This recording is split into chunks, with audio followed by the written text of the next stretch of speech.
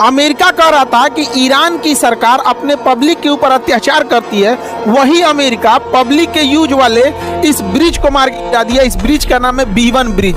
भैया ये कौन सा सैनिक यूज करता है? ये तो ट्रांसपोर्टेशन के लिए होता है। हर देश का एक आइकॉनिक ब्रिज होता है। जैसे अमेरिका का ये लॉस एंजिलस का गोल्डन गेट ब्रिज हो गया।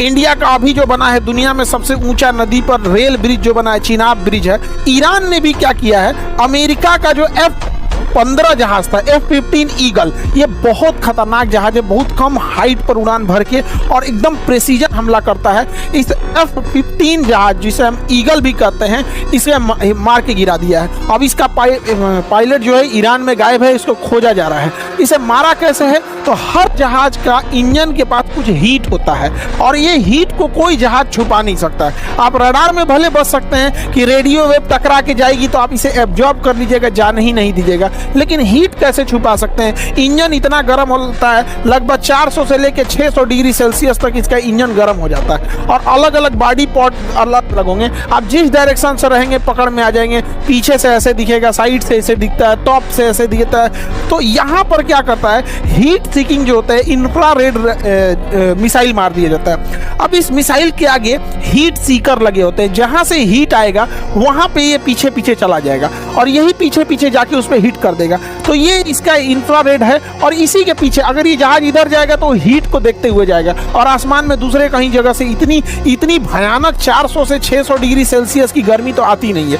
अब ये जब इसके पीछे लगता है तो जहाज को भी पता चल जाता है कि मेरे पीछे इंफ्रारेड सीकर मिसाइल लग गया या हीट सीकिंग मिसाइल लग गई है। तो ये इस मिसाइल को कंफ्यूज करने के लिए इसके पास पहले से बारूद रखे रहते हैं, जिसे फ्लेयर्स कहते हैं। वो बारूद छोड़ देते हैं और इसका भी टेम्परेचर लगभग उतना ही रहता है, बल्कि उससे ज़्यादा रहता है इसका टेम्परेचर। तो ये असल में एक बारूद रहता है जो इसमें पहले से प्री लोडेड रहता है और जब ये पायलट चाहे तो इसे छोड़ देता है। तो इसे फ्लेयर्स कहते हैं। ये क्या आता है, आने वाली मिसाइल को कंफ्यूज कर देता है। हो सके मिसाइल इसको ना जाके इसको चली जाए, लेकिन आजकल की मिसाइलें भी लॉक कर लेती हैं साइज के हिसाब से। कहते ना भैया हमरा छोटका को नहीं मारना है, भले टेम्परेचर ज्यादा करना, बड़ा को मारेंगे। इसी सिलसिले में मार दिया गया है उसके जहाज को।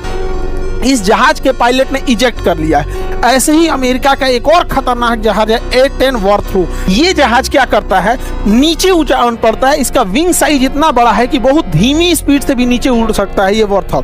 और ये क्या करेगा, इतना इसके अंदर गोली बारूद भरे होते हैं और इसके अंदर देखिए ऑटो कैनन कितना होता है और पूरा का पूरा ये तोप का गोला लेके उड़ता रहता है। इसे हम उड़ता फिरता तोप कहते हैं और ये एक साथ हजारों गाड़ियां खड़ी रहेंगी तो अकेले मार के गिरा सकता है। ईरान ने इसको भी मार के गिरा दिया है। इसके ऊपर भी हीट सीकिंग मिसाइल मार दिया है और इसके पायलट ने भी